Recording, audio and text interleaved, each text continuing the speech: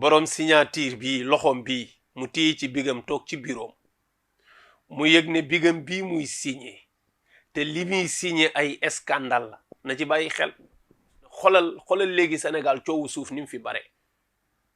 te loxo bu toogul dong ko waral nag coowu suuf boo dégg loxo bu toogul la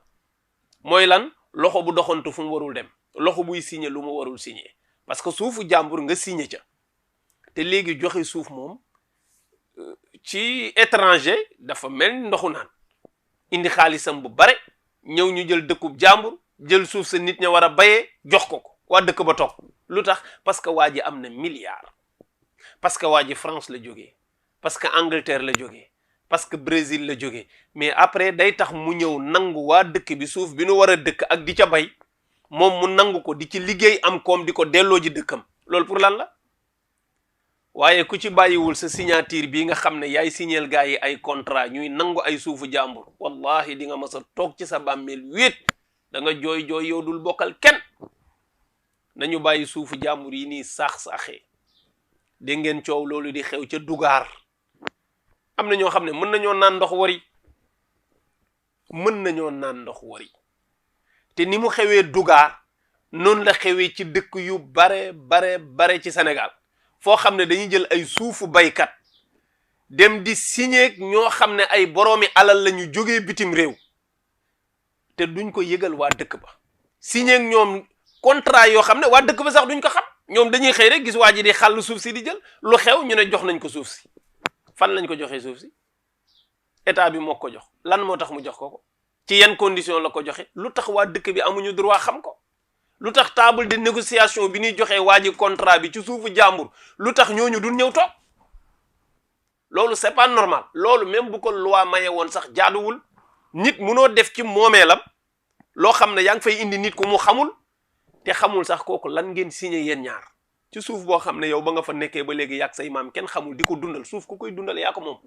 ña dëkk ca dëkk ba di dundal suuf sa ñooñaa moom suuf ñooñu état da leen a war a protéger su amee ay occidentaux yu ñëw indi projet yu baax ci dëkk bi waxuma projet bu baax ci internationaux yi projet bu baax ci waa dëkk bi dañ war a woo waa dëkk bi gaaral leen projet bi wax leen ni muy demee ñoom bu ñu d'accordee ñu def ko fa bu ñu d'accordul nanu leen fa bàyyi ñu seeti ñeneen ñu ko bëgg nañ seeti ñeneen ñu ko bëgg yow nga ne da nga leen a bëgg a dimbali waa dëkk ba da nga leen a bëgg a dimbali ñu ne buggunu projet bi baax na mais bugguñu mais doo leen bàyyi kaay ma dimbali la par force fan la mais loolu amul nañu bàyyi suufu jaambur yi nii saax-saaxee te dara warulu ko lu dul parce que ñooñu dañoo néew doole dama ne lii ku ci yëngu mën nga naan ndox képp kuy jël suufu jaambur yi di sacrifier di joxi homme d'affaires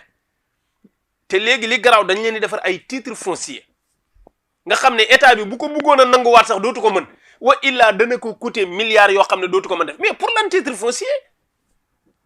Occident la jógee ñëw na Sénégal nee na day liggéey mais nañ ko luyee suuf su bayee ba pare mu dem yoonam te fañ koy luyee na fekk bu ko sénégalais yi soxla am na Sénégal suuf sàng ne yàmbalang lu tax ñu bëgg di dugg ci toolu jàmbur yoo xam ne heure bu ñu fa duggee coow am fa te am àll bu kenn newul ñoom am nañuy moyen am nañu hélicoptère am nañuy oto mën nañoo dugg ci biir àll bi fi sori nañu dem ci biir àll ba ca jëlëg ba képp koo xam ne yaa ngi yëngu ci suuf yu mel nii di sacrifier suufu jàmbur yi na la leer ne du la jig àddina du la jig alaxira te wallahi bala ngaa sukuraat di nga ko yëg ci benn sagaru signature boo xam ne la nga cay amee ci koppar mën naa am sax da nga koy fajoo ba baa ngay dee yàlla ñu yàlla